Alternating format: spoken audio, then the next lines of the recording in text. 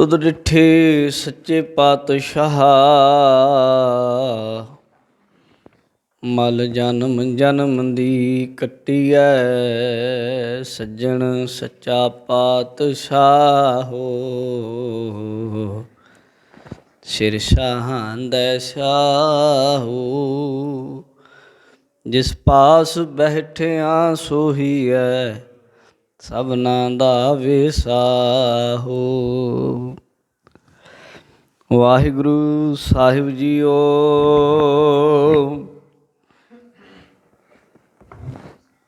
ਮਲਾਰ ਮਹੱਲਾ ਪੰਜਵਾ। ਪ੍ਰਭ ਕੋ ਭਗਤ ਬਾਸ਼ਲ ਬਿਰਦਾਇਓ, ਨਿੰਦਕ ਮਾਰ ਚਰਨ ਤਲ ਦੀਨੇ, ਆਪਨੋ ਜਸ ਵਰਤਾਇਓ। ਪ੍ਰਭ ਕੋ ਭਗਤ ਬਾਸ਼ਲ ਬਿਰਦਾਇਓ, ਨਿੰਦਕ ਮਾਰ ਚਰਨ ਤਲ ਦੀਨੇ, ਆਪਨੋ ਜਸ ਵਰਤਾਇਓ। ਰਹਾਉ। ਜੈ ਜੈਕਾਰ ਕੀਨੋ ਸਭ ਜਗ ਮਹਿ, ਦਇਆ ਜੀਅਨ ਮਹਿ ਪਾਇਓ। ਕੰਠ ਲਾਏ ਆਪਨੋ ਦਾਸ ਰਾਖਿਓ, ਤਾਤੀ ਵਾਓ ਨਾ ਲਾਇਓ। ਅੰਗੀਕਾਰ ਕੀਓ ਮੇਰੇ ਸੁਆਮੀ, ਭ੍ਰਮ ਭਾਉ ਮੇਟ ਸੁਖ ਆਇਓ। ਮਹਾ ਆਨੰਦ ਕਰਹੁ ਦਾਸ ਹਰਿ ਕੇ, ਨਾਨਕ ਵਿਸ਼ਵਾਸ ਮਨ ਆਇਓ। ਅੰਗੀਕਾਰ ਕੀਓ ਮੇਰੇ ਸੁਆਮੀ, ਭ੍ਰਮ ਭਾਉ ਮੇਟ ਸੁਖ ਆਇਓ। ਮਹਾ ਆਨੰਦ ਕਰਹੁ ਦਾਸ ਹਰਿ ਕੇ, ਨਾਨਕ ਵਿਸ਼ਵਾਸ ਮਨ ਆਇਓ। ਵਾਹਿਗੁਰੂ ਜੀ ਕਾ ਖਾਲਸਾ, ਵਾਹਿਗੁਰੂ ਜੀ ਕੀ ਫਤਿਹ। ਜੁਗੋ ਜੁਗ ਟਲ ਦਸਾਂ ਪਾਤਸ਼ਾਹੀਆਂ ਦੀ ਜੋਤ ਗੁਰਤਾ ਗੱਦੀ 'ਤੇ ਵਿਰਾਜਮਾਨ ਸਤਿਗੁਰੂ ਸਾਹਿਬ ਸ੍ਰੀ ਗੁਰੂ ਗ੍ਰੰਥ ਸਾਹਿਬ ਜੀ ਮਹਾਰਾਜ ਜੀ ਦੀ ਪਾਵਨ ਪਵਿੱਤਰ ਹਜ਼ੂਰੀ ਅੰਦਰ ਸੁਭਾਏਮਾਨ ਗੁਰੂ ਪਿਆਰੀ ਸਾਧ ਸੰਗਤ ਜੀ, ਬੜੇ ਹੀ ਪਿਆਰ ਸਤਿਕਾਰ ਦੇ ਨਾਲ ਆਪ ਜੀ ਨੇ ਗੁਰੂ ਚਰਨਾਂ ਵਿੱਚ ਬੈਠ ਕੇ ਕੀਰਤਨ ਸਰਵਣ ਕੀਤਾ ਹੈ। ਔਰ ਕੀਰਤਨ ਭਗਤੀ ਦੀ ਗੁਰੂ ਘਰ ਦੇ ਵਿੱਚ ਬਹੁਤ ਵੱਡੀ ਮਹਾਨਤਾ ਹੈ। ਇਸ ਵਕਤ ਸ਼ਬਦ ਵਿਚਾਰ ਦਾ ਸਮਾਂ ਹੋ ਚੁੱਕਾ ਹੈ। ਕੁਝ ਸਮੇਂ ਦੇ ਲਈ ਆਪਣੇ ਮਨ ਚਿੱਤ ਨੂੰ ਇਕਾਗਰ ਕਰ ਲਈਏ। ਗੁਰੂ ਗ੍ਰੰਥ ਸਾਹਿਬ ਜੀ ਦੇ 1270 ਅੰਗ ਦੇ ਉੱਤੇ ਅੱਜ ਦਾ ਸਾਡਾ ਇਹ ਪਾਵਨ ਸ਼ਬਦ ਹੈ। ਆਓ ਹਾਜ਼ਰੀਆਂ ਲਵਾ ਲਈਏ। ਸਾਰੇ ਆਖੋ ਜੀ, ਸਤਿਨਾਮ ਸ਼੍ਰੀ ਵਾਹਿਗੁਰੂ ਸਾਹਿਬ ਜੀਓ। ਮਲਾਰ ਮਹੱਲਾ ਪੰਜਵਾ। ਮਲਾਰ ਰਾਗ ਦਾ ਨਾਮ ਹੈ ਜੀ। ਮਹੱਲਾ ਪੰਜਵਾਂ ਤੋਂ ਭਾਵ ਪੰਚਮ ਪਾਤਸ਼ਾਹ ਸਤਿਗੁਰੂ ਸ਼੍ਰੀ ਗੁਰੂ ਅਰਜਨ ਦੇਵ ਜੀ ਮਹਾਰਾਜ ਜੀ, ਉਹਨਾਂ ਦੀ ਪਾਵਨ ਪਵਿੱਤਰ ਰਸਨਾ ਤੋਂ ਇਹ ਪਾਵਨ ਇਲਾਹੀ ਬੋਲ, ਇਲਾਹੀ ਸ਼ਬਦ ਉਚਾਰਨ ਹੋਇਆ ਹੈ। ਪ੍ਰਭ ਕੋ ਭਗਤ ਬਾਸ਼ਲ ਬਿਰਦਾਇਓ। ਗੁਰੂ ਸਾਹਿਬ ਜੀ ਦੀ ਪਾਵਨ ਕਥਾ ਆਰੰਭ ਕਰੀ। ਇਸ ਤੋਂ ਪਹਿਲਾਂ ਭੋਲਾ ਸਿੰਘ ਨੂੰ ਮੈਂ ਬੇਨਤੀ ਕਰ ਦੇਵਾਂ ਵੀ ਬਾਅਦ ਵਿੱਚ ਕਰਿਓ ਇਹ, ਔਰ ਆਪਾਂ ਬਾਅਦ ਦੇ ਵਿੱਚ ਕਰਿਆ ਕਰਾਂਗੇ, ਕਥਾ ਦੇ ਸਮੇਂ ਨਾ ਕਰਿਆ ਕਰੀਏ, ਫਿਰ ਮਨ ਥੋੜ੍ਹਾ ਜਿਹਾ ਇਕਾਗਰ ਜਿਹਾ ਨਹੀਂ ਰਹਿੰਦਾ। ਠੀਕ ਹੈ, ਸਿੰਘ ਸਾਡੇ ਬਹੁਤ ਜ਼ਿਆਦਾ ਸਫਾਈ ਰੱਖਦੇ ਕਿਉਂਕਿ ਦਿਨ ਬਹੁਤ ਚੱਲ ਰਹੇ ਇਸ ਤਰ੍ਹਾਂ ਦੇ, ਪਰ ਫਿਰ ਵੀ ਮੈਂ ਬੇਨਤੀ ਕਰਦਾ ਹੱਥ ਜੋੜ ਕੇ, ਆਓ ਹਾਜ਼ਰੀ ਲਵਾਓ, ਤੁਹਾਡੀ ਹਾਜ਼ਰੀ ਬਹੁਤ ਲੋੜ ਹੈ ਸਾਨੂੰ। ਪ੍ਰਭ ਕੋ ਭਗਤ ਬਾਸ਼ਲ ਬਿਰਦਾਇਓ,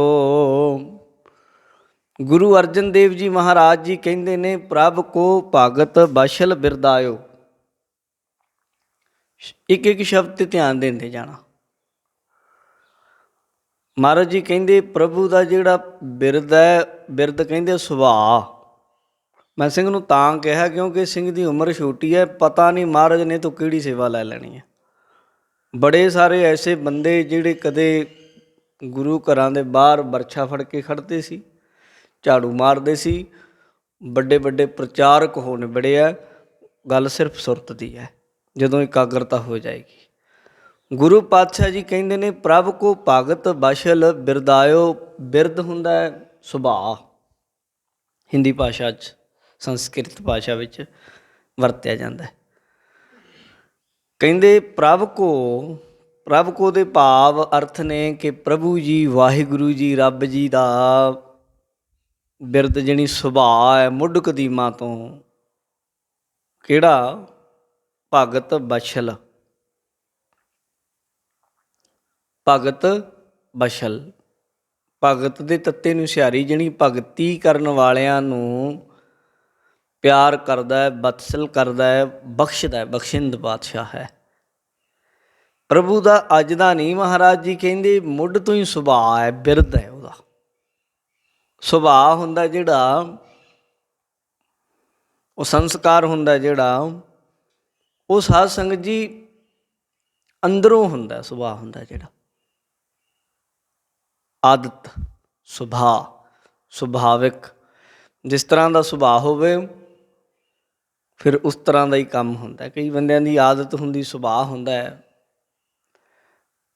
ਮਿੱਠਾ ਬੋਲਣ ਦੀ, ਚਾਹ ਕੇ ਵੀ ਉਹ ਕੌੜਾ ਨਹੀਂ ਬੋਲ ਸਕਦੇ, ਜੋ ਮਰਜ਼ੀ ਕਰੀ ਜਾਓ, ਉਹਨਾਂ ਦੇ ਸੁਭਾਅ 'ਚ। ਕਈਆਂ ਦੇ ਸੁਭਾਅ 'ਚ ਵਪਾਰ ਵੜਿਆ ਹੁੰਦਾ, ਵਪਾਰ। ਉਹ ਹਰੇਕ ਜਗ੍ਹਾ ਵਪਾਰ ਹੀ ਕਰਦੇ ਆ, ਜਿੱਥੇ ਮਰਜ਼ੀ ਚਲੇ ਜਾਣ। ਉਹਨਾਂ ਦੀ ਬਿਰਤੀ ਵਪਾਰ ਦੀ ਬਣ ਗਈ। ਇੱਦਾਂ ਹੀ ਜਿਹਦਾ ਜਿਸ ਤਰ੍ਹਾਂ ਦਾ ਸੁਭਾਅ ਹੁੰਦਾ, ਸੁਭਾਅ ਇੱਦਾਂ ਹੀ ਹੁੰਦਾ। ਸੰਤ ਬਾਬਾ ਜਰਨੈਲ ਸਿੰਘ ਜੀ ਖਾਲਸਾ ਮਹਾਂਪੁਰਸ਼ ਭਿੰਡਰਾਂ ਵਾਲੇ, ਉਹ ਇੱਕ ਜਗ੍ਹਾ ਜੀਪ ਦੇ ਵਿੱਚ ਸਿੰਘ ਤੇਲ ਪਵਾ ਰਹੇ ਸੀ। ਪੰਪ ਦੇ ਉੱਤੇ ਪਾਣੀ ਦੀ ਪਿਆਸ ਲੱਗੀ, ਗਰਮੀ ਦੇ ਦਿਨ ਸਨ, ਅਤੇ ਮਹਾਂਪੁਰਸ਼ ਜਲ ਛਕਣ ਲਈ ਜਦੋਂ ਗਏ ਅਤੇ ਅੱਗੇ ਟੂਟੀ, ਹੁਣ ਤਾਂ ਆਪਾਂ ਸਾਰੀ ਟਕਸਾਲੀ ਬਣੇ ਹੋਏ ਆ ਨਾ, ਵੀ ਟੂਟੀਆਂ ਮਾਂਜਦੇ, ਧੋਂਦੇ, ਹੱਥ ਨਹੀਂ ਲਾਉਂਦੇ। ਜਿਹੜੇ ਪੁਰਾਤਨ ਸਿੰਘ ਸੀ ਉਹ ਸਾਰੀ ਇੱਦਾਂ ਸੁਭਾਅ ਰੱਖਦੇ ਹੁੰਦੇ ਸੀ, ਜਾਣੀ ਬੜੀ ਸੁਚਮਤਾ ਨਾਲ, ਹੱਥ ਹਰੇਕ ਚੀਜ਼ ਨੂੰ ਨਾ ਲਾਉਣਾ, ਉਹਨੂੰ ਸ਼ੋਧਣਾ, ਦੇਖਣਾ, ਪਤਾ ਨਹੀਂ ਕਿਹਦੇ ਕਿਹਦੇ ਹੱਥ ਕਿੱਥੇ ਲੱਗੇ ਆ। ਉਹਨਾਂ ਨੇ ਜਾਣੀ ਆਪਣੀ ਹਿਸਾਬ ਦੇ ਸੁਭਾਅ ਦੇ ਅਨੁਸਾਰ ਰੇਤਾ ਲਿਆ, ਟੂਟੀ ਨੂੰ ਚੰਗੀ ਤਰ੍ਹਾਂ ਇਹਨੂੰ ਮਾਂਜਿਆ, ਮਾਂਜ ਕੇ ਅਤੇ ਜਲ ਛਕਣ ਲੱਗੇ। ਇੱਕ ਕੋਲ ਖੜ੍ਹਾ ਸੀ ਕੋਈ ਬੰਦਾ, ਉਹਨੂੰ ਖੁਰਕ ਹੋਈ ਅੰਦਰ ਮਨ 'ਚ। ਉਹਨੇ ਸੰਤਾਂ ਨੂੰ ਕਹਿੰਦਾ ਟੂਟੀ ਤਾਂ ਮਾਂਜ ਲਈ, ਟੈਂਕੀ ਕੌਣ ਮਾਂਜੂ ਉਤਲੀ? ਇਹ ਕਾਹਤੋਂ ਮਾਂਜੀ ਹੈ? ਸੰਤਾਂ ਨੂੰ ਕਹਿੰਦਾ। ਚਾਹੁੰਦੇ ਤੇ ਕੀ ਨਹੀਂ ਸੀ ਕਰ ਸਕਦੇ? ਉਹਨਾਂ ਨੇ ਆਖਿਆ, ਕਹਿੰਦੇ ਗੁਰਮੁਖਾ ਮੇਰਾ ਸੁਭਾਅ ਬਣ ਗਿਆ ਹੈ, ਮੇਰੇ ਤੋਂ ਪਾਣੀ ਪੀ ਨਹੀਂ ਹੁੰਦਾ ਇੱਦਾਂ ਬਿਨਾਂ ਉਹਦੇ ਤੋਂ। ਕੋਈ ਜਵਾਬ ਹੈ? ਤੁਸੀਂ ਕਹਿ ਸਕਦੇ ਤੇਰਾ ਸੁਭਾਅ ਕਿਉਂ ਬਣ ਗਿਆ? ਸੁਭਾਅ ਹਰੇਕ ਚੀਜ਼ ਜੋ ਗੁਰਮਤਿ ਹੈ ਜਾਂ ਚੰਗੀਆਂ ਚੀਜ਼ਾਂ ਦਾ ਸੁਭਾਅ ਹੋਣਾ ਚਾਹੀਦਾ ਹੈ। ਇਹੀ ਸੁਭਾਅ ਜਿਹੜਾ ਹੁੰਦਾ ਉਹ ਸੰਸਕਾਰ ਤੋਂ ਬਣਦਾ। ਜਿਹੇ ਜਿਹੇ ਉਹਦੇ ਵਿੱਚ ਪਾਈ ਜਾਵਾਂਗੇ, ਸੰਸਕਾਰ ਪਾਈ ਜਾਵਾਂਗੇ, ਉਹੋ ਜਿਹਾ ਫਿਰ ਸੁਭਾਅ ਹੋਈ ਜਾਏਗਾ। ਪਰ ਗੁਰੂ ਅਰਜਨ ਦੇਵ ਜੀ ਕਹਿੰਦੇ ਵਾਹਿਗੁਰੂ ਜੀ ਦਾ ਵੀ ਸੁਭਾਅ ਹੈ ਇੱਕ। ਜਿਵੇਂ ਬੰਦਿਆਂ ਦਾ ਸੁਭਾਅ ਹੁੰਦਾ ਨਾ, ਹਰ ਕਿਸੇ ਦੇ ਸੁਭਾਅ ਦਾ ਪਤਾ ਹੁੰਦਾ ਬੰਦੇ ਨੂੰ।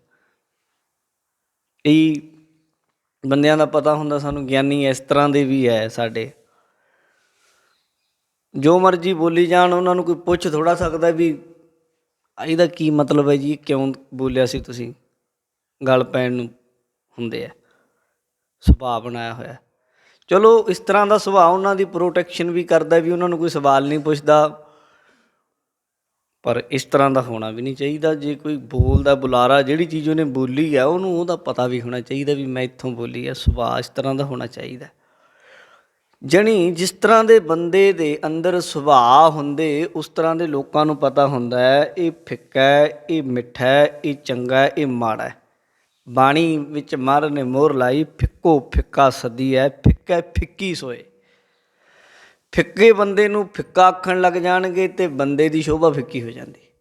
ਮਿੱਠੇ ਬੰਦੇ ਨੂੰ, ਚੰਗੇ ਬੰਦੇ ਨੂੰ, ਨਰਮ ਬੰਦੇ ਨੂੰ ਨਰਮ ਆਖਣਗੇ, ਉਹਦੀ ਸ਼ੋਭਾ ਜੁਗ ਜੁਗ ਹੁੰਦੀ ਹੈ। ਗੁਰੂ ਪਾਤਸ਼ਾਹ ਜੀ ਕਹਿੰਦੇ ਇੱਦਾਂ ਹੀ ਹਰ ਕੋਈ ਆਪੋ ਆਪਣੇ ਸੁਭਾਅ ਅਨੁਸਾਰ ਵਰਤਦਾ ਹੈ, ਪਰ ਇੱਕ ਪ੍ਰਭੂ ਵਾਹਿਗੁਰੂ ਦਾ ਵੀ ਸੁਭਾਅ ਹੈ। ਉਹ ਸੁਭਾਅ ਕੀ? ਪ੍ਰਭ ਕੋ ਭਾਗਤ ਬਸ਼ਲ ਬਿਰਦਾਇਓ। ਰੱਬ ਦਾ ਸੁਭਾਅ ਸੁਣੋ, ਭਗਤਾਂ ਨੂੰ ਪਿਆਰ ਕਰਦਾ ਹੈ, ਉਹਦਾ ਸੁਭਾਅ ਹੈ। ਬਸ ਕੋਈ ਆਖੇ ਵੀ ਕਿਉਂ ਕਰਦਾ ਹੈ, ਕਿਵੇਂ ਕਰਦਾ ਹੈ, ਸੁਭਾਅ ਹੈ ਉਹਦਾ, ਆਦਤ ਹੈ ਉਹਦੀ। ਆਪਣੇ ਪਿਆਰਿਆਂ ਨੂੰ, ਆਪਣੇ ਭਗਤਾਂ ਨੂੰ, ਭਗਤੀ ਕਰਨ ਵਾਲਿਆਂ ਨੂੰ ਪਿਆਰ ਕਰਦਾ ਹੈ। ਜਿਵੇਂ ਕਈ ਬੰਦੇ ਨੂੰ ਨਿੰਦਕ ਬੜੇ ਪਿਆਰੇ ਲੱਗਦੇ ਆ, ਸੁਭਾਅ ਹੁੰਦਾ, ਉੱਥੇ ਹੀ ਬਹਿ ਜਾਣਗੇ ਜਿੱਥੇ ਨਿੰਦਿਆ ਹੁੰਦੀ ਹੋਵੇ। ਕਈ ਬੰਦਿਆਂ ਨੂੰ ਨਸ਼ੇੜੀ ਵਧੀਆ ਲੱਗਦੇ ਆ, ਕਈ ਬੰਦਿਆਂ ਨੂੰ, ਕਈਆਂ ਨੂੰ ਬਾਣਾ ਬੜਾ ਚੁੱਭਦਾ। ਕੋਈ ਸਿੱਖ ਮਾੜੀ ਜਿਹੀ ਗੱਲ ਉੱਦਾਂ ਵੀ ਕਰ ਦੇਵੇ, ਉਹਨੂੰ ਘੁਮਾ ਘਮੂ ਕੇ ਗੱਲ, ਬਿਆਨ ਸਿੱਖਾਂ ਦੇ ਖਿਲਾਫ ਠੋਕਣਾ ਹੀ ਠੋਕਣਾ। ਇਹ ਸੁਭਾਅ ਹੁਣ ਬਣ ਜਾਂਦਾ ਨਾ ਬੰਦੇ ਦਾ। ਕਈਆਂ ਦਾ ਸੁਭਾਅ ਹੁੰਦਾ, ਉਹਨਾਂ ਨੂੰ ਪੰਥ ਖਾਲਸਾ ਪਿਆਰਾ ਬੜਾ ਲੱਗਦਾ। ਉਹ ਕਹਿੰਦੇ ਕੋਈ ਨਾ, ਮਾੜੀ ਮੋਟੀ ਕਿਤੇ ਗੱਲ ਹੋ ਗਈ ਫਿਰ ਕੀ ਹੈ, ਬੜੀ ਸੇਵਾ ਕਰਦੇ ਆ, ਬਹੁਤ ਕੁਝ ਦਿੰਦੇ ਆ ਦੁਨੀਆ ਨੂੰ, ਕਿਤੇ ਮਾੜੀ ਮੋਟੀ ਗਲਤੀ ਹੋ ਗਈ ਬਖਸ਼ ਲਓ, ਕੋਈ ਨਹੀਂ। ਇਹ ਸੁਭਾਵਾਂ ਦੇ ਸਿਰ 'ਤੇ ਵਾਹਿਗੁਰੂ ਦਾ ਸੁਭਾਅ ਹੈ, ਉਹ ਪਿਆਰ ਕਰਦਾ ਹੈ ਆਪਣੇ ਪਿਆਰਿਆਂ ਨੂੰ। ਅਗਲੀ ਪੰਕਤੀ 'ਚ ਕਹਿੰਦੇ ਨਿੰਦਕ ਮਾਰ ਚਰਨ ਤਲ ਦੀਨੇ। ਕਹਿੰਦੇ ਨਿੰਦਕਾਂ ਨੂੰ ਮਾਰ ਕੇ ਨਾ ਚਰਨ ਤਲ ਦੀਨੇ, ਪੈਰਾਂ ਦੇ ਥੱਲੇ ਲਤਾੜ ਦਿੰਦਾ। ਜਿਹੜੇ ਕੋਈ ਭਗਤੀ ਕਰਨ ਵਾਲਿਆਂ ਦੀ ਨਿੰਦਿਆ ਕਰਨ, ਕੋਈ ਨਿੰਦਕ ਹੋਵੇ, ਉਹਨਾਂ ਨੂੰ ਚਰਨ ਤਲ ਦੀਨੇ, ਪੈਰਾਂ ਦੇ ਥੱਲੇ, ਪੈਰਾਂ ਕੋਲ ਬਿਠਾਉਂਦਾ ਹੈ। ਉਹੀ ਨਿੰਦਕ ਜਿਹੜੇ ਭਗਤੀ ਕਰਨ ਵਾਲਿਆਂ ਦੀ ਨਿੰਦਿਆ ਕਰਦੇ ਆ, ਉਹ ਅੰਤ ਨੂੰ ਜਾ ਕੇ ਉਹਨਾਂ ਗੁਰਮੁਖਾਂ ਦੇ ਚਰਨਾਂ 'ਚ ਡਿੱਗਣਾ ਪੈਂਦਾ, ਤਾਂ ਉਹਨਾਂ ਦੀ ਸਾਧ ਸੰਗਤ ਜੀ ਬਹੁੜੀ ਹੁੰਦੀ, ਨਹੀਂ ਧੱਕੇ ਖਾਂਦੇ ਫਿਰਦੇ ਆ। ਨਿੰਦਕ ਮਾਰ ਚਰਨ ਤਲ ਦੀਨੇ, 1270 ਅੰਗ 'ਤੇ ਹੈ ਇਹ। ਕਹਿੰਦੇ ਜਿਹੜੇ ਵੀ ਕੋਈ ਗੁਰਮੁਖਾਂ ਦੀ ਨਿੰਦਿਆ ਕਰਦੇ ਆ, ਨਿੰਦਿਆ ਤੇ ਮਾੜੀ ਹੈ, ਬਹੁਤ ਭੈੜੀ ਹੈ, ਨਿੰਦਿਆ ਕਰਨੀ ਹੋਣੀ ਚਾਹੀਦੀ। ਜਿਹੜੀ ਨਿੰਦਿਆ ਹੁੰਦੀ ਉਹ ਬਹੁਤ ਨੁਕਸਾਨਦੇਹ ਹੈ। ਤੁਸੀਂ ਆਖੋਗੇ ਜੀ ਕਈ ਥਾਈਂ ਸ਼ਾਸਤਰਾਂ 'ਚ ਵੀ, ਗ੍ਰੰਥਾਂ 'ਚ ਵੀ ਕਈ ਨਿੰਦਿਆ ਮਿਲਦੀ ਹੈ ਕਈਆਂ ਦੀ, ਉਹ ਦਰਅਸਲ ਨਿੰਦਿਆ ਨਹੀਂ ਹੈ, ਸੱਚ ਹੈ। ਨਿੰਦਿਆ ਦਾ ਫਰਕ ਕੀ ਹੁੰਦਾ ਹੈ? ਨਿੰਦਿਆ ਹੁੰਦੀ ਹੈ ਕਿ ਇਕੱਲੇ ਔਗਣੇ ਤੱਕੀ ਜਾਣਾ, ਕਿਸੇ ਦਾ ਗੁਣ ਵੀ ਹੋਵੇ ਉਹਨੂੰ ਦੋਖ ਕਹਿਣਾ। ਬਿਦ ਖਲ ਕਛ ਐਸੇ ਰਚੇ, ਗੁਣ ਕੋ ਭੀ ਦੋਖ ਕਹਿਤ। ਪਰਮਾਤਮਾ ਨੇ ਮੂਰਖ ਇੱਦਾਂ ਦੇ ਰਚੇ, ਗੁਣ ਵੀ ਉਹਨਾਂ ਨੂੰ ਦੋਸ਼ ਲੱਗਦੇ ਆ। ਫਿਰ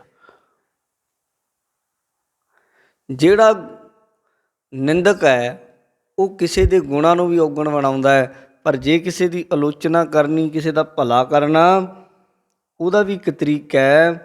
ਉਹ ਵੀ ਇਸ ਤਰੀਕੇ ਨਾਲ ਉਹਨੂੰ ਗੱਲ ਕਹਿਣੀ ਹੁੰਦੀ ਹੈ ਕਿ ਉਹਦਾ ਆਤਮਿਕ ਤੌਰ 'ਤੇ ਉਹਦੀ ਤਰੱਕੀ ਹੋਵੇ, ਵਿਕਾਸ ਹੋਵੇ।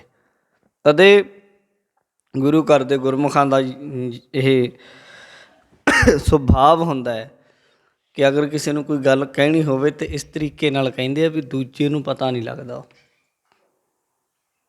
ਗੱਲ ਕਹਿੰਦੇ ਇਸ ਤਰੀਕੇ ਨਹੀਂ ਵੀ ਸਾਰਿਆਂ ਦੇ ਵਿੱਚ ਉਹਦੀ ਬੇਇੱਜ਼ਤੀ ਹੋਵੇ, ਉਹ ਆਪਣੇ ਆਪ ਨੂੰ ਛੋਟਾ ਫੀਲ ਕਰੇ, ਮਹਿਸੂਸ ਕਰੇ, ਫਿਰ ਤਾਂ ਟਕਰਾਅ ਪੈਦਾ ਹੋਏਗਾ। ਬਿਲਕੁਲ ਸਿੱਧਾ ਆਪਣੀ ਬੇਇੱਜ਼ਤੀ ਕੋਈ ਵੀ ਨਹੀਂ ਕਰਾ ਕੇ ਰਾਜੀ।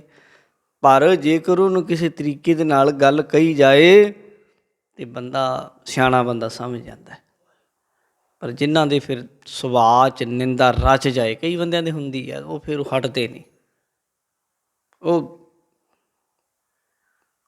ਆਦਤ ਹੀ ਹੁੰਦੀ। ਕਬੀਰ ਜੀ ਕਹਿੰਦੇ, ਮੈਨੂੰ ਵੀ ਕਬੀਰ ਜੀ ਕਹਿੰਦੇ ਇੱਕ ਨਿੰਦਕ ਟੱਕਰਿਆ, ਕਹਿੰਦੇ ਦਿਨ ਰਾਤ ਕਰੀ ਹੋ ਜਾਂਦਾ, ਕਰੀ ਹੋ ਜਾਂਦਾ। ਤੇ ਬਿਨਾਂ ਪੈਸਿਆਂ ਤੋਂ ਆਮ ਤੌਰ 'ਤੇ ਕੋਈ ਬੰਦਾ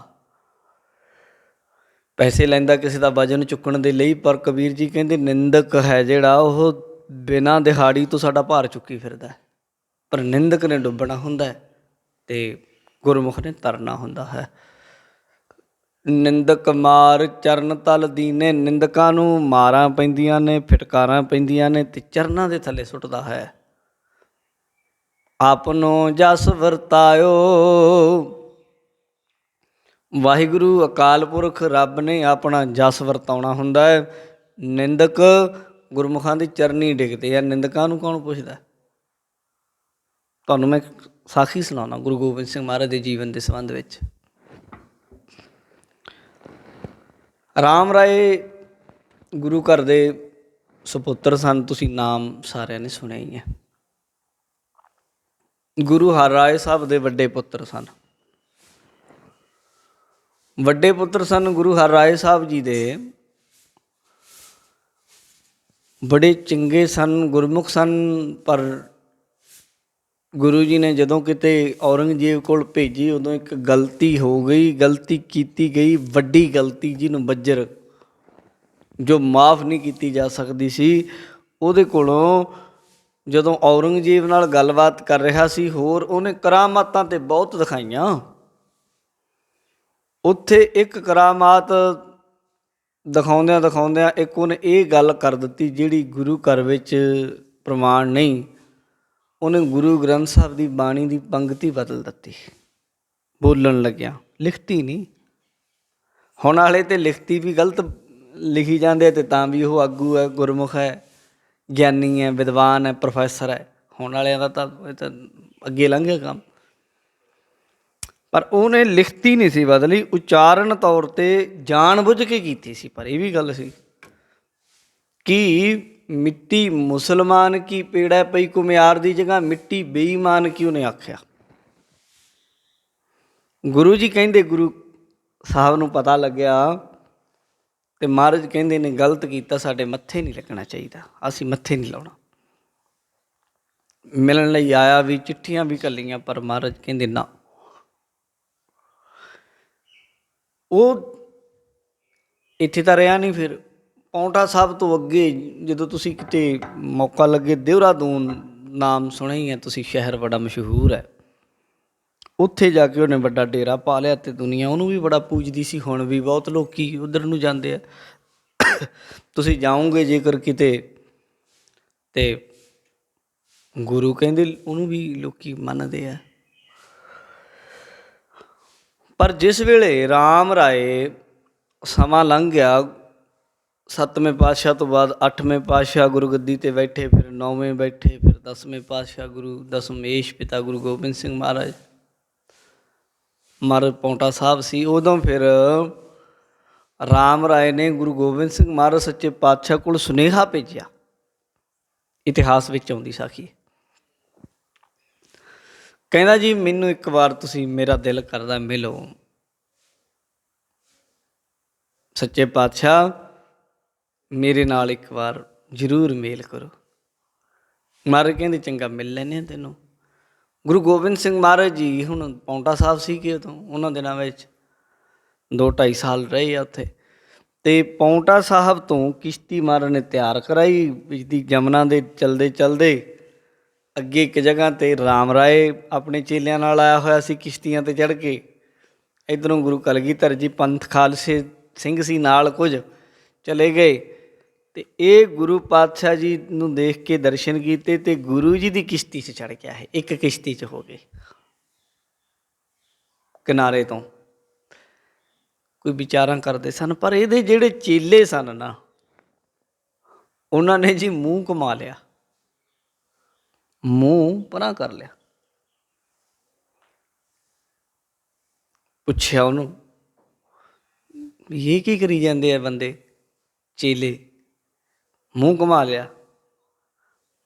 ਉਹਦੇ ਚੇਲੇ ਕਹਿਣ ਲੱਗੇ, ਕਹਿੰਦੇ ਅਸੀਂ ਜੀ ਰਾਮ ਰਾਏ ਦੇ ਚੇਲੇ ਹਾਂ, ਗੁਰੂ ਗੋਬਿੰਦ ਸਿੰਘ ਜੀ ਦੇ ਨਹੀਂ। ਅਸੀਂ ਗੁਰੂ ਜੀ ਦੇ, ਗੁਰੂ ਗੋਬਿੰਦ ਸਿੰਘ ਜੀ ਦੇ ਚੇਲੇ ਨਹੀਂ, ਇਸ ਲਈ ਅਸੀਂ ਇਹਨਾਂ ਨੂੰ ਦੇਖਣਾ ਥੋੜ੍ਹਾ ਹੈ। ਅਸੀਂ ਨਹੀਂ, ਅਸੀਂ ਤੇ ਰਾਮ ਮਹਾਰਾਜ ਕਹਿਣ ਲੱਗੇ ਚਲੋ ਮੈਨੂੰ ਨਹੀਂ ਦੇਖਣਾ, ਤੁਹਾਡਾ ਗੁਰੂ ਵੀ ਤਾਂ ਕੋਲ ਖੜਾ ਹੈ, ਤੁਸੀਂ ਇਹਦੇ ਵੱਲ ਦੇਖ ਲੈਂਦੇ। ਗੁਰੂ ਗੋਬਿੰਦ ਸਿੰਘ ਕਹਿੰਦੇ ਭੂਤਨਿਆਂ ਦੀ ਸੰਗਤ ਹੈ। ਬਚਨ ਨੇ ਭੂਤਨਿਆਂ ਦੀ ਸੰਗਤ, ਭੂਤ ਨੇ ਹੈ ਇਹ, ਇੱਦਾਂ ਠੀਕ ਨਹੀਂ ਆਉਣੇ। ਇਹ ਜਦੋਂ ਇਹਨਾਂ ਦੇ ਮੂੰਹ 'ਤੇ ਮਾਰ ਪਏਗੀ ਉਦੋਂ ਇਹਨਾਂ ਨੂੰ ਸਮਝ ਆਏਗੀ। ਔਰ ਨਿੰਦਕ ਐਸੇ ਰਾਮ ਰਾਏ ਨੂੰ ਜਿੰਦਾ ਫੂਕਿਆ ਉਹਨਾਂ ਨੇ, ਮਸੰਦਾ ਨੇ। ਰਾਮ ਰਾਏ ਦੀ ਘਰਵਾਲੀ ਪੰਜਾਬ ਕੌਰ ਸੀ ਉਹਦਾ ਨਾਂ, ਬੀਬੀ ਦਾ। ਉਹਨੇ ਫਿਰ ਗੁਰੂ ਗੋਬਿੰਦ ਸਿੰਘ ਮਹਾਰਾਜ ਨੂੰ ਚਿੱਠੀ ਲਿਖ ਕੇ ਭੇਜੀ।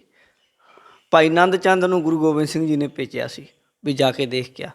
ਉਹਨੇ ਆਖਿਆ ਮਹਾਰਾਜ ਮੇਰਾ ਘਰ ਵਾਲਾ ਇਹਨਾਂ ਮਸੰਦਾਂ ਨੇ ਜਿੰਦਾ ਫੂਕ ਦਿੱਤਾ, ਅੱਗ ਲਾ ਦਿੱਤੀ, ਅਤੇ ਇਹ ਕਬਜ਼ਾ ਕਰਨਾ ਚਾਹੁੰਦੇ ਆ ਇੱਥੇ ਗੁਰੂ ਘਰ ਦੇ ਉੱਤੇ। ਅਤੇ ਸਤਿਗੁਰੂ ਤੁਸੀਂ ਕਿਰਪਾ ਕਰੋ, ਮੈਂ ਤੁਹਾਡੀ ਨੂੰਹ ਲੱਗਦੀ ਹਾਂ, ਰਿਸ਼ਤੇ 'ਚ ਨੂੰਹ ਲੱਗਦੀ ਸੀ ਮਹਾਰਾਜ ਜੀ ਦੀ। ਕਿਉਂ? ਕਿਉਂਕਿ ਗੁਰੂ ਕਲਗੀਧਰ ਜੀ ਗੁਰੂ ਤੇਗ ਬਹਾਦਰ ਸਾਹਿਬ ਜੀ ਦੇ ਪੁੱਤਰ ਸਨ, ਗੁਰੂ ਹਰਗੋਬਿੰਦ ਸਾਹਿਬ ਜੀ ਦੇ ਪੋਤਰੇ ਸਨ। ਗੁਰੂ ਤੇਗ ਬਹਾਦਰ ਜੀ ਗੁਰੂ ਹਰਗੋਬਿੰਦ ਸਾਹਿਬ ਦੇ ਪੁੱਤਰ ਸਨ। ਪਰ ਜਿਹੜਾ ਰਾਮ ਰਾਏ ਸੀ ਇਹ ਅੱਗੇ ਬਾਬਾ ਗੁਰਦਿੱਤਾ ਜੀ, ਬਾਬਾ ਗੁਰਦਿੱਤਾ ਜੀ ਤੋਂ ਅੱਗੇ ਗੁਰੂ ਹਰ ਰਾਏ ਜੀ, ਗੁਰੂ ਹਰ ਰਾਏ ਸਾਹਿਬ ਤੋਂ ਅੱਗੇ ਰਾਮ ਰਾਏ ਸੀ। ਇਹ ਚੌਥੀ ਜਗ੍ਹਾ ਸੀ, ਇਸ ਲਈ ਰਿਸ਼ਤਾ ਸੀ ਜਿਹੜਾ ਉਹ। ਫਿਰ ਗੁਰੂ ਕਲਗੀਧਰ ਮਹਾਰਾਜ ਨੇ ਭੇਜੇ ਸਿੰਘ, ਅਤੇ ਉੱਥੇ ਫਿਰ ਮਸੰਦਾਂ ਦਾ ਨਾਸ਼ ਕੀਤਾ ਅਤੇ ਮਾਰੀਆਂ ਜੁੱਤੀਆਂ ਉਹਨਾਂ ਦੇ ਜਦੋਂ ਨਿੰਦਕਾਂ ਦੇ। ਅਤੇ ਫਿਰ ਹੱਥ ਜੋੜ ਜੋੜ ਕੇ ਚਰਨਾਂ 'ਚ ਟਿੱਕੇ, ਸਾਨੂੰ ਮਾਫ਼ ਕਰ ਦਿਓ, ਸਾਡੀ ਗਲਤੀ ਹੈ। ਨਿੰਦਕ ਹੈ ਜਿਹੜਾ ਉਹਦੇ ਮਾਰ ਪੈਂਦੀ ਤਾਂ ਹੀ ਉਹ ਠੀਕ ਆਉਂਦਾ, ਨਿੰਦਕ ਹੈ ਜਿਹੜਾ। ਅਤੇ ਮਹਾਰਾਜ ਕਹਿੰਦੇ ਨਿੰਦਕ ਚਰਨ, ਨਿੰਦਕ ਮਾਰ ਚਰਨ ਤਲ ਦੀਨੇ। ਜਿਹੜਾ ਕੋਈ ਨਿੰਦਕ ਹੁੰਦਾ ਹੈ ਉਹਦੇ ਮਾਰਾਂ ਪੈਂਦੀਆਂ, ਸਾਹਮਣੇ ਵੀ ਕਈ ਵਾਰੀ ਮਾਰ ਪੈ ਜਾਂਦੀ।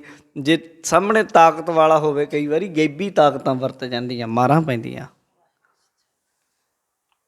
ਨਿੰਦਕ ਆ ਹੁਣ ਦੇਖਦੇ ਤੁਸੀਂ ਤੀਜੇ ਕੁ ਦਿਨ ਕੋਈ ਫੇਸਬੁੱਕ ਦੇ ਉੱਤੇ ਬਕਵਾਸ ਜੀ ਮਾਰ ਦਿੰਦਾ, ਜਦੋਂ ਸਿੰਘ ਉਹਦੇ ਕੋਲ ਜਾਂਦੇ ਆ ਦੋ ਕੁ ਫੋਨ ਜਿਹੀ ਕਰਦੇ ਉਹਦੀ ਮਾਫੀਆਂ ਮੰਗਣ ਲੱਗ ਜਾਂਦੇ। ਹਜੇ ਕਹਿੰਦੇ ਵੀ ਨਹੀਂ ਕੁਛ, ਮਿਲਦੇ ਵੀ ਨਹੀਂ, ਘਰ ਦੇ ਵੀ ਕਹਿਣ ਲੱਗ ਜਾਂਦੇ, ਪੁਲਿਸ ਵੀ ਸਹਾਇਤਾ ਕਰਦੀ ਉਹਨਾਂ ਦੀ।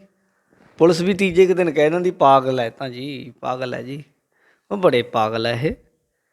ਕਦੇ ਪੁਲਿਸ ਨੂੰ ਨਹੀਂ ਇਹਨਾਂ ਨੇ ਮਾੜਾ ਕਿਹਾ, ਕਦੇ ਮੁੱਖ ਮੰਤਰੀ ਨੂੰ ਨਹੀਂ ਮਾੜਾ ਕਿਹਾ, ਕਦੇ ਕੁਛ ਹੋਰ ਨਹੀਂ ਕਿਹਾ। ਮੰਦਰ ਮਸਜਿਦ ਗੁਰਦੁਆਰਿਆਂ ਨੂੰ ਕਿਉਂ ਮਾੜਾ ਕਹਿੰਦੇ ਆ ਇਹ, ਗੁਰੂ ਨੂੰ ਕਿਉਂ ਕਹਿੰਦੇ ਆ? ਦਰਅਸਲ ਟਾਰਗੇਟ ਹੈ ਇਹਨਾਂ ਨਿੰਦਕਾਂ ਦਾ। ਪਰ ਖਾਲਸਾ ਇਹਨਾਂ ਨਿੰਦਕਾਂ ਨੂੰ ਸਮੇਂ ਸਮੇਂ 'ਤੇ ਸ਼ੋਧਾ ਲਾਉਂਦਾ ਰਹਿੰਦਾ, ਭਾਵੇਂ ਜੋ ਮਰਜ਼ੀ ਹੈ। ਨਿੰਦਕ ਨੂੰ ਖਾਲਸਾ ਨਹੀਂ ਬਖਸ਼ਦਾ। ਪੰਥ ਪ੍ਰਕਾਸ਼ ਵਿੱਚ ਇੱਕ ਆਉਂਦੀ ਸਾਖੀ ਕਿ ਮੁਲਤਾਨ ਤੋਂ ਬਹੁਤ ਤਕੜੇ ਐਨ ਯੋਧੇ ਚੜ੍ਹ ਕੇ ਆਏ। ਉਦੋਂ ਪੰਥ ਦੀ ਅਗਵਾਈ ਨਵਾਬ ਕਪੂਰ ਸਿੰਘ ਹੋਣੀ ਕਰ ਰਹੇ ਸਨ। ਉਹ ਚੜ੍ਹ ਕੇ ਆਏ ਅਤੇ ਉਹਨਾਂ ਨੇ ਸਿੰਘਾਂ ਨੂੰ ਆ ਕੇ ਵੰਗਾਰਿਆ। ਸਿੰਘਾਂ ਨੂੰ ਕਹਿਣ ਲੱਗੇ, ਕਹਿੰਦੇ ਬਈ ਅਸੀਂ ਤੁਹਾਡੇ ਨਾਲ ਜੰਗ ਕਰਨੀ ਚਾਹੁੰਦੇ ਹਾਂ, ਦੇਖਦੇ ਹਾਂ ਬੰਦੇ ਨਾਲ ਬੰਦਾ ਸਿੱਧਾ। ਸਿੰਘ ਕਹਿੰਦੇ ਵੀ ਕਰ ਲਓ, ਬੰਦੂਕ ਤੁਸੀਂ ਚੱਕ ਲਓ, ਬੰਦੂਕ ਅਸੀਂ ਚੱਕਦੇ ਹਾਂ। ਉਹਨਾਂ ਨੂੰ ਪਤਾ ਸੀ ਵੀ ਇਹਨਾਂ ਦਾ ਜਿਹੜਾ ਨਿਸ਼ਾਨਾ ਨਾ ਬੜਾ ਮਾਰੂ ਹੈ। ਇੱਕ ਵਾਰ ਜੇ ਸਿੰਘ ਮਾਰ ਦੇਣ ਨਾ ਗੋਲੀ ਦਾ ਨਿਸ਼ਾਨਾ, ਢਾਲ ਪਾੜ ਕੇ ਰੱਖ ਦਿੰਦੇ ਆ। ਪਾਏ ਹੋਏ ਸਰੀਰ ਦੇ ਉੱਤੇ ਲੋਹੇ ਦੇ ਕੱਪੜਿਆਂ ਨੂੰ ਵੀ ਪਾੜ ਕੇ ਲੰਘ ਜਾਂਦੇ। ਉਹਨਾਂ ਨੇ ਚਲਾਕੀ ਵਰਤੀ, ਸਿੰਘਾਂ ਨੂੰ ਕਹਿੰਦੇ ਬਈ ਇਉਂ ਨਹੀਂ, ਤੁਸੀਂ ਇਕੱਲੇ ਨੂੰ ਇਕੱਲਾ ਇੱਦਾਂ ਟੱਕਰੋ ਸਿੱਧਾ। ਉਹ ਸਨ ਪਠਾਨ ਦੁੰਬੇ, ਇਕੱਲਾ ਇਕੱਲਾ ਜਾਣਾ, ਦੋ ਦੋ ਬੱਕਰੇ ਖਾਣ ਵਾਲਾ, ਪਲੇ ਹੋਏ ਤਕੜੇ ਸਿੰਘ, ਫਾਕਾ ਕੱਟਣ ਵਾਲੇ। ਸਿੰਘਾਂ ਦੇ ਕੋਲ ਕਈ ਵਾਰੀ ਲੰਗਰ ਮਿਲਣਾ, ਕਈ ਵਾਰੀ ਨਾ ਹੀ ਮਿਲਣਾ। ਉਹਨਾਂ ਕੋਲ ਪੂਰੇ ਸ਼ਸਤਰ, ਇਹਨਾਂ ਕੋਲ ਸ਼ਸਤਰ ਵੀ ਕੋਈ ਨਾ। ਸਿੰਘ ਪਾਸਾ ਜਾ ਵੱਟਣ, ਕਹਿੰਦੇ ਵੀ ਨਾ, ਨਹੀਂ ਇੱਦਾਂ ਨਹੀਂ ਗੱਲ ਬਣਨੀ। ਉਹ ਆਖਣ ਨਹੀਂ ਨਹੀਂ ਅਸੀਂ ਤਾਂ ਆਓ ਤੁਸੀਂ ਸਿੰਘਾਂ ਨੂੰ। ਨਵਾਬ ਜੀ ਨੇ ਵੀ ਗੱਲ ਆਖੀ ਵੀ ਇੱਦਾਂ ਨਹੀਂ ਗੱਲ ਬਣਨੀ। ਉਹਨਾਂ ਨੇ ਆਖਰ ਫਿਰ ਨਿੰਦਿਆ ਕੀਤੀ ਪਠਾਣਾਂ ਨੇ। ਪ੍ਰਾਚੀਨ ਪੰਥ ਪ੍ਰਕਾਸ਼ ਵਿੱਚ ਆਉਂਦਾ, ਕਹਿੰਦੇ ਅਸੀਂ ਤਾਂ ਸੁਣੇ ਸੀ ਤੁਸੀਂ ਬੜੇ ਤਕੜੇ ਹੁੰਦੇ, ਤੁਹਾਡੇ ਗੁਰੂ ਨੇ ਜਿਹੜਾ ਪੰਥ ਸਾਜਿਆ ਹੈ, ਤੁਹਾਡਾ ਗੁਰੂ ਤਾਂ ਕਹਿੰਦਾ ਸੀ ਵੀ ਮੇਰੇ ਸਿੰਘ ਸ਼ੇਰ ਨੇ ਤੁਸੀਂ ਆਪਣੇ ਨਾਂ ਦੇ ਪਿੱਛੇ ਗਿੱਦੜ ਲਿਖਵਾ ਲਓ, ਸਿੰਘ ਬਦਲ ਦਿਓ। ਇੱਦਾਂ ਦੇ ਉਹਨੇ ਸ਼ਬਦ ਜਦੋਂ ਵਰਤੇ ਨਾ, ਆ ਫਿਰ ਸਿੰਘਾਂ ਤੋਂ ਰਹਿ ਨਾ ਹੋਇਆ। ਛੋਟੀ ਉਮਰ ਦਾ ਸੀ ਸਰਦਾਰ ਚੜ੍ਹਤ ਸਿੰਘ, ਮਹਾਰਾਜਾ ਰਣਜੀਤ ਸਿੰਘ ਦਾ ਦਾਦਾ ਸੀ। ਇਹ ਐਵੇਂ ਹੀ ਨਹੀਂ ਰਾਜ ਸਾਜੇ ਜਾਂਦੇ ਹੁੰਦੇ, ਤਾਕਤਾਂ ਹੁੰਦੀਆਂ ਵਿੱਚ। ਚੜ੍ਹਤ ਸਿੰਘ ਛੋਟੀ ਉਮਰ ਦਾ ਸੀ। ਇਹ ਕਹਿਣ ਲੱਗਾ, ਕਹਿੰਦਾ ਮੈਂ ਦੇਖਣੇ ਦੋ ਹੱਥ ਇਹਦੇ ਨਾਲ, ਇਹਦੇ ਸਿੰਘਾਂ ਦੀ ਨਿੰਦਿਆ ਕਰੀ ਜਾਂਦਾ, ਇਹਨੂੰ ਨਹੀਂ ਬਖਸ਼ਣਾ। ਸਿੰਘਾਂ ਨੇ ਆਖਿਆ ਨਹੀਂ ਨਹੀਂ, ਬੜਾ ਉਹ ਤਗੜਿਆ। ਕਹਿੰਦਾ ਜੋ ਮਰਜ਼ੀ ਆ ਮਾਰ ਲੂਗਾ, ਪਰ ਮੈਂ ਨਿੰਦਿਆ ਨਹੀਂ ਸੁਣ ਸਕਦਾ। ਆਪਣੀ ਪੰਥ ਦੀ, ਖਾਲਸੇ ਦੀ, ਗੁਰੂ ਦੀ ਕੋਈ ਨਿੰਦਿਆ ਕਰੇ ਮੈਂ ਨਹੀਂ ਸੁਣ ਸਕਦਾ। ਮਾਰ ਦੂਗਾ ਮੈਨੂੰ, ਕੋਈ ਗੱਲ ਨਹੀਂ, ਮੈਂ ਜਾ ਕੇ। ਫਿਰ ਉਦੋਂ ਭਾਈ ਸੁੱਖਾ ਸਿੰਘ ਹੋਣਾ ਨਾਲ ਥੋੜ੍ਹੀ ਜਿਹੀ ਪੰਥ ਦੀ ਉਦੋਂ ਥੋੜ੍ਹੀ ਜਿਹੀ ਗੱਲਬਾਤ ਚੱਲ ਰਹੀ ਸੀ। ਹੋਈ ਤਾਂ ਉਦੋਂ ਸਿੰਘਾਂ ਤੋਂ ਹੀ ਥੋੜ੍ਹੀ ਜਿਹੀ ਗਲਤੀ। ਇਹ ਸੁੱਖਾ ਸਿੰਘ, ਮਹਿਤਾਬ ਸਿੰਘ, ਦੋ ਨਾਮ ਤੇ ਤੁਸੀਂ ਸੁਣੇ, ਜਿਹਨਾਂ ਮੱਸੇ ਰੰਗੜ ਦਾ ਸਿਰ ਵੱਢਿਆ ਸੀ। ਸੁੱਖਾ ਸਿੰਘ ਹੋਣਾ ਦੇ ਘਰ ਇਹ ਦਲ 'ਚ ਸੀ। ਉਹਨਾਂ ਦੇ ਘਰ ਪਿੱਛੇ ਲੜਕੀ ਹੋਈ, ਕਿਤੇ ਲੜਕੀ ਮਰ ਗਈ ਜਾਂ ਮਾਰ ਦਿੱਤੀ, ਪਰ ਰੌਲਾ ਪੈ ਗਿਆ ਵੀ ਇਹ ਕੁੜੀ ਮਾਰ ਹੈ ਜੀ। ਬਸ ਇਹਨੇ ਇਹ ਪੰਥ 'ਚ ਸੀ। ਪਿੱਛੋਂ ਇਹਨਾਂ ਦੇ ਘਰ ਲੜਕੀ ਨੇ ਜਨਮ ਲਿਆ, ਲੜਕੀ ਮਰ ਗਈ ਕਿਤੇ ਹੁੰਦਿਆਂ, ਪਰ ਗੱਲ ਇਹ ਚਲੀ ਗਈ ਵੀ ਮਾਰ ਦਿੱਤੀ ਇਹਦੀ ਘਰ ਵਾਲੀ ਨੇ। ਇਹ ਦਲ 'ਚ ਸੀ। ਸਿੰਘਾਂ ਨੇ ਕਹਿੰਦੇ ਵੀ ਨਹੀਂ, ਵੀ ਇਹਦੇ ਨਾਲ ਨਹੀਂ ਵਰਤਣਾ, ਇਹ ਤੇ ਕੁੜੀ ਮਾਰ ਹੈ। ਤਾਂ ਇਹ ਬੜੀਆਂ ਮਾਫੀਆਂ ਮੂਫੀਆਂ ਮੰਗਦਾ ਫਿਰ, ਵੀ ਮਾਫ਼ ਕਰ ਦਿਓ, ਇਹ 'ਚ ਮੇਰਾ ਤਾਂ ਕੋਈ ਕਸੂਰ ਨਹੀਂ, ਮੈਂ ਤੇ ਪਿੱਛੇ ਸੀ, ਨਾਲ ਸੀ ਤੁਹਾਡੇ, ਪਿੱਛੇ ਹੋ ਗਿਆ ਜੋ ਹੋ ਗਿਆ। ਕਹਿੰਦੇ ਨਾ, ਗਲਤ ਹੋਇਆ, ਤੈਨੂੰ ਨੇੜੇ ਨਹੀਂ ਲਾਉਣਾ। ਜਿੱਥੇ ਦਲ ਹੁੰਦਾ ਇਹ ਥੋੜ੍ਹਾ ਜਿਹਾ ਪਿੱਛੇ ਜੇ ਰਹਿੰਦਾ, ਤੇ ਦਲ 'ਚ ਸੀ ਥੋੜ੍ਹਾ ਜਿਹਾ ਪਿੱਛੇ ਪਿੱਛੇ ਰਹਿੰਦਾ ਸੀ, ਦੂਰ ਜੇ। ਬਸ ਫਿਰ ਜਦੋਂ ਚੜ੍ਹਤ ਸਿੰਘ ਨੇ ਲਲਕਾਰਾ ਮਾਰਿਆ ਨਾ, ਫਿਰ ਉਦੋਂ ਸੁੱਖਾ ਸਿੰਘ ਆਇਆ। ਇਹਨੇ ਕਿਤੇ ਕੋਈ ਪਠਾਨ ਮਾਰ ਕੇ ਨਾ, ਜਿਹੜਾ ਛਾਤੀ 'ਤੇ ਚਾੜ੍ਹਨ ਵਾਲਾ ਹੁੰਦਾ ਵਸਤਰ ਜਾ, ਉਹ ਦੱਬਿਆ ਹੋਇਆ ਸੀ, ਉਹ ਕੱਢ ਲਿਆ। ਫਿਰ ਉਹ ਫਿਰ ਪਠਾਨ ਨਾਲ ਐਸਾ ਭਾਰੀ ਜੰਗ ਕੀਤਾ ਨਾ, ਜਿਹੜਾ ਇਉਂ ਫੜ ਕੇ ਘੋੜੇ ਨੂੰ ਭਗਾ ਕੇ ਮਾਰਦਾ ਸੀ, ਐਡਾ ਵੱਡਾ ਪਠਾਨ। ਅਤੇ ਗੁਰੂ ਦਾ ਆਸਰਾ ਲੈ ਕੇ ਸੁੱਖਾ ਸਿੰਘ ਨੇ ਅਰਦਾਸ ਕੀਤੀ, ਪਾਤਸ਼ਾਹ ਇਹ ਤਾਕਤਾਂ ਵਾਲੇ ਆ, ਇਹ ਬਹੁਤ ਬਲ ਵਾਲੇ ਆ, ਇਹ ਪਠਾਨ ਹੈ, ਗਿੱਝੇ ਹੋਏ ਆ ਲੜਨਾ ਰੋਜ਼। ਅਸੀਂ ਭੁੱਖ ਨੰਗ ਨਾਲ ਘੁਲ ਰਹੇ ਹਾਂ। ਕਈ ਵਾਰ ਦਾਣਾ ਪਾਣੀ ਮਿਲਦਾ ਵੀ ਹੈ, ਕਈ ਵਾਰੀ ਨਹੀਂ ਮਿਲਦਾ, ਪਰ ਦਸਮੇਸ਼ ਪਿਤਾ ਬਾਜਾਂ ਵਾਲੇ ਪਾਤਸ਼ਾਹ, ਇਹ ਪੰਥ ਤੇਰਾ ਹੈ, ਪੰਥ ਦਾ ਵਾਲੀ ਤੂੰ ਹੈ, ਸਾਡੀ ਜਿੱਤ ਹਾਰ ਨਹੀਂ, ਜਿੱਤ ਹਾਰ ਤੇਰੀ ਹੈ। ਪਰ ਅਰਦਾਸ ਕਰਕੇ ਗਿਆ ਤੇ ਕਹਿ ਲਓ ਕਿ 15 ਮਿੰਟ ਨਹੀਂ ਚੱਲੇ, ਪਟਕਾ ਪਟਕਾ ਕੇ ਐਸਾ ਮਾਰਿਆ, ਉਹ ਇਉਂ ਲੱਗਿਆ ਕਿ ਮਾਨੋ ਮਹਾਰਾਜ ਆਪ ਖੜੇ ਹੋਣ, ਤੇ ਮਾਰ ਕੇ ਕਹਿ ਲਓ ਕਿ ਜਦੋਂ ਜਿੱਤ ਹੋਈ, ਉਸ ਤੋਂ ਬਾਅਦ ਜਕਾਰੇ ਛੱਡੇ, ਉਹਨੂੰ ਪੰਥ 'ਚ ਫੇਰ ਰਲਾਇਆ ਸੁੱਖਾ ਸਿੰਘ ਨੂੰ। ਅਤੇ ਪੁੱਛਿਆ ਗਿਆ, ਸੁੱਖਾ ਸਿਆਂ ਐਡੇ ਵੱਡੇ ਪਠਾਨ ਨੂੰ ਤੂੰ ਕਿਵੇਂ ਚੁੱਕ ਚੁੱਕ ਕੇ ਸੁੱਟਦਾ ਰਿਹਾ ਬਈ? ਤੇਰੇ ਨਾਲੋਂ ਤਿੱਗਣਾ ਉਹ 'ਚ ਵਜਨ, ਕਿੰਨੀ ਉਹਦੇ 'ਚ ਤਾਕਤ ਆ, ਕਿਵੇਂ? ਸੁੱਖਾ ਸਿੰਘ ਕਹਿੰਦਾ, ਮੈਨੂੰ ਤਾਂ ਪਤਾ ਹੀ ਨਹੀਂ ਸੀ ਲੱਗਦਾ ਵੀ ਮੈਂ ਕਰ ਰਿਹਾ, ਮੇਰਾ ਤਾਂ ਜਿਵੇਂ ਉੱਦਾਂ ਲੱਗਦਾ ਸੀ ਮੈਂ ਕਰ ਰਿਹਾ, ਹੋ ਕੁਛ ਹੋਰ ਹੀ ਰਿਹਾ ਸੀ, ਆਪੇ ਹੀ ਹੋ ਰਿਹਾ ਸੀ। ਪੰਥ ਦੇ ਵਿੱਚ ਪੰਥ ਦੇ ਬਾਲੀ ਪਾਤਸ਼ਾਹ ਵਰਤਦੇ ਹੈ, ਨਾਲ ਖੜ੍ਹਦੇ ਹੈ, ਯਕੀਨ ਹੋਣਾ ਚਾਹੀਦਾ। ਗੁਰੂ ਗੋਬਿੰਦ ਸਿੰਘ ਮਹਾਰਾਜ ਸੱਚੇ ਪਾਤਸ਼ਾਹ ਨੇ ਕਲਾ ਵਰਤਾਈ ਸੀ। ਇੱਥੇ ਗੁਰੂ ਅਰਜਨ ਦੇਵ ਜੀ ਕਹਿੰਦੇ ਆ, ਕਹਿੰਦੇ ਇਵੇਂ ਹੀ ਹੁੰਦਾ, ਨਿੰਦਕ ਮਾਰ ਚਰਨ ਤਲ ਦੀਨੇ। ਨਿੰਦਕ ਜਿਹੜਾ ਹੁੰਦਾ ਪੰਥ ਦਾ, ਗੁਰੂ ਦਾ, ਗੁਰੂ ਕਰਦਾ, ਉਹਨੂੰ ਮਾਰ ਕੇ ਭਗਤਾਂ ਦਾ, ਉਹਨੂੰ ਪੈਰਾਂ ਥੱਲੇ ਸੁੱਟਦਾ ਅਤੇ ਚਰਨਾਂ 'ਤੇ ਡਿੱਗਦਾ। ਉਹ ਆਪ ਨੂੰ ਜਸ ਵਰਤਾਇਓ, ਆਪਣਾ ਜਸ ਆਪਣੀ ਵਡਿਆਈ ਆਪ ਹੀ ਵਰਤਾਉਂਦਾ। ਉਹਦੇ ਜਿਹੜੇ ਝੰਡੇ ਝੂਲਦੇ, ਨਿਸ਼ਾਨ ਸਾਹਿਬ ਝੂਲਦੇ, ਉਹਦੀ ਕਿਰਪਾ ਨਾਲ ਹੀ ਝੂਲ ਰਹੇ ਆ। ਨਹੀਂ ਤੇ ਕੌਣ ਹੈ ਜਿਹੜਾ ਤੁਹਾਡੇ ਇਸ ਕੇਸਰੀ ਨਿਸ਼ਾਨ ਸਾਹਿਬ ਨੂੰ, ਸੁਰਮਈ ਨਿਸ਼ਾਨ ਸਾਹਿਬ ਨੂੰ ਦੇਖ ਕੇ ਝੱਲਦਾ ਹੈ? ਬੜਿਆਂ ਦੀਆਂ ਅੱਖਾਂ 'ਚ ਰੜਕਦਾ ਇਹ, ਬੜਾ ਯਤਨ ਕਰਦੇ ਲਾਉਣ ਦਾ, ਪਰ ਆਪਣਾ ਜਸ ਆਪ ਹੀ ਵਰਤਾ ਰਿਹਾ। ਉਹ ਆਪੇ ਹੀ ਕਿਰਪਾ ਕਰ ਰਿਹਾ, ਕਦੇ ਕਿਤੋਂ, ਕਦੇ ਕਿਤੋਂ, ਕਦੇ ਕਿਤੋਂ, ਕਦੇ ਕਿਤੋਂ। ਇਹ ਏਜੰਸੀਆਂ ਤਾਂ ਸਾਡੇ ਬੰਦੇ ਖਰੀਦ ਕੇ, ਸਾਡੇ ਵਰਗੇ ਪੱਗ ਬੰਨ੍ਹ ਕੇ ਕਹਿਣ ਵਾਲੇ ਬਥੇਰੇ ਏਜੰਸੀਆਂ ਨੇ ਖਰੀਦੇ ਹੋਏ ਆ, ਜਿਹੜੇ ਕਹਿੰਦੇ ਆ ਵੀ ਗੁਰਦੁਆਰੇ ਬੰਦ ਹੋ ਗਏ, ਗੁਰਦੁਆਰਿਆਂ ਦਾ ਕੋਈ ਫਾਇਦਾ ਨਹੀਂ। ਪਰ ਉਹ ਪਰਮਾਤਮਾ ਕਿਰਪਾ ਕਰਦਾ ਵੀ ਜਦੋਂ ਕਦੇ ਅਮਰੀਕਾ ਤੋਂ, ਕਦੇ ਇੰਗਲੈਂਡ ਤੋਂ, ਕਦੇ ਕਨੇਡਾ ਤੋਂ, ਕਹਿੰਦੇ ਆ ਵਾਹ ਵਾਹ ਸਿੱਖਾਂ ਵਰਗੀ ਕੌਮ ਦੁਨੀਆ 'ਤੇ ਨਹੀਂ, ਇਹਨਾਂ ਦੇ ਗੁਰਦੁਆਰੇ 'ਤੇ ਹਰੇਕ ਜਗ੍ਹਾ ਹੋਣੇ ਚਾਹੀਦੇ। ਉਹ ਤਾਂ ਨਹੀਂ ਘੱਟ ਗੁਜ਼ਾਰਦੇ, ਉਹ ਤਾਂ ਸਾਡੇ ਵਰਗੇ ਬੰਦਿਆਂ ਨੂੰ ਖਰੀਦਦੇ ਹੈ। ਉਹ ਤਾਂ ਸਾਡੇ ਵਰਗੇ ਬੰਦਿਆਂ ਤੋਂ ਕਹਾਂਦੇ ਹੈ ਵੀ ਤੁਸੀਂ ਕਹੋ ਵੀ ਗੁਰਦੁਆਰੇ ਦਾ ਕੋਈ ਫਾਇਦਾ ਨਹੀਂ, ਗੁਰਦੁਆਰੇ ਬੰਦ ਹੋ ਗਏ। ਉਹ ਬੰਦ ਤੇ ਕਹਿੰਦੇ ਹਸਪਤਾਲ ਖੁੱਲ੍ਹੇ, ਹਸਪਤਾਲ ਵੀ ਬੰਦ ਪਏ ਆ। ਪਰ ਸੱਚ ਜਾਣਿਓ ਗੁਰਦੁਆਰੇ ਬੰਦ ਨਹੀਂ ਹੈ, ਗੁਰਦੁਆਰੇ ਖੁੱਲ੍ਹੇ ਹੀ ਹੈ, ਕਦੇ ਵੀ ਨਹੀਂ ਬੰਦ ਹੋਣੇ। ਧਰਤੀ 'ਤੇ ਦੁਨੀਆ 'ਤੇ ਇੱਕ ਵੀ ਸਿੱਖ ਹੋਇਆ ਜਿੱਦਣ, ਇੱਕ ਵੀ, ਉਦਣ ਵੀ ਗੁਰਦੁਆਰਾ ਖੁੱਲ੍ਹਾ ਹੀ ਹੋਣਾ ਹੈ। ਜਿੱਦਣ ਇੱਕ ਵੀ ਨਾ ਰਿਹਾ, ਫਿਰ ਗੁਰਦੁਆਰਾ ਜਾਣੇ ਅਤੇ ਗੁਰਦੁਆਰੇ ਦਾ ਮਾਲਕ ਜਾਣੇ, ਇਹ ਵੀ ਗੱਲ ਹੈ। ਅਤੇ ਜਿੰਨਾ ਚਿਰ ਸਿੱਖ ਹੈ ਓਨਾ ਚਿਰ ਗੁਰਬਾਣੀ ਸੇਵਾ ਹੁੰਦੀ ਰਹਿਣੀ ਹੈ, ਜੋ ਮਰਜ਼ੀ ਹੋਵੇ। ਗੁਰੂ ਘਰ ਜਿਹੜਾ ਵੀ ਆਉਂਦਾ, ਗੁਰੂ ਘਰ ਉਹਦੀ ਸੇਵਾ ਲਈ ਖੜ੍ਹਦਾ ਹਮੇਸ਼ਾ। ਆਹ ਕੇਸਗੜ੍ਹ ਸਾਹਿਬ ਅੱਜ ਵੀ ਦੇਖੋ ਤੁਸੀਂ, ਆ ਪਿਛਲੇ ਦਿਨੀ ਅਖਬਾਰ 'ਚ ਵੀ ਲਾਈ ਸੀ, 20-22 ਹਜ਼ਾਰ ਬੰਦੇ ਦਾ ਲੰਗਰ ਵੰਡ ਕੇ ਆਉਂਦੇ ਆ। ਤੁਸੀਂ ਕਦੇ ਲੰਗਰ 'ਚ ਜਾਓ, ਆਲੇ ਦੁਆਲੇ ਲੋਕ ਜਿਹੜੇ ਫਸੇ ਹੋਏ ਭੁੱਖੇ, ਉਹਨਾਂ ਦੀ ਸੇਵਾ ਕਰਦੇ। ਤਾਂ ਨਿੰਦਕ ਤੇ ਨਿੰਦਾ ਕਰਦਾ ਹੀ ਹੈ, ਪਰ ਨਿੰਦਕ ਤੇ ਮੂੰਹ 'ਤੇ ਮਾਰਦਾ ਵੀ ਹੈ। ਆਪਣੋ ਜਸ ਵਰਤਾਇਓ, ਆਪਣਾ ਜਸ ਆਪ ਦਿਖਾਉਂਦਾ ਹੈ। ਜਿਹੜੇ ਕਹਿੰਦੇ ਸੀ ਗੁਰੂ ਘਰ ਦੀ ਗੋਲਕ 'ਚ ਰੁਪਈਆ ਨਾ ਪਾਇਓ, ਆਪ ਹੁਣ ਸਿੱਧੇ ਪੇਟੀਐਮ ਚਲਾਤੇ ਵੀ ਸਾਨੂੰ ਪੈਸੇ ਦਿਓ। ਜਿਹੜੇ ਕਹਿੰਦੇ ਗੁਰਦੁਆਰੇ ਗੋਲਕ 'ਚ ਰੁਪਈਆ ਨਾ ਪਾਇਓ, ਗੋਲਕ 'ਚੋਂ ਅੱਜ ਵੀ ਸੇਵਾ ਹੋ ਰਹੀ ਹੈ, ਅਤੇ ਆਪ ਲੋਕਾਂ ਤੋਂ ਮੰਗਤੇ ਬਣ ਗਏ।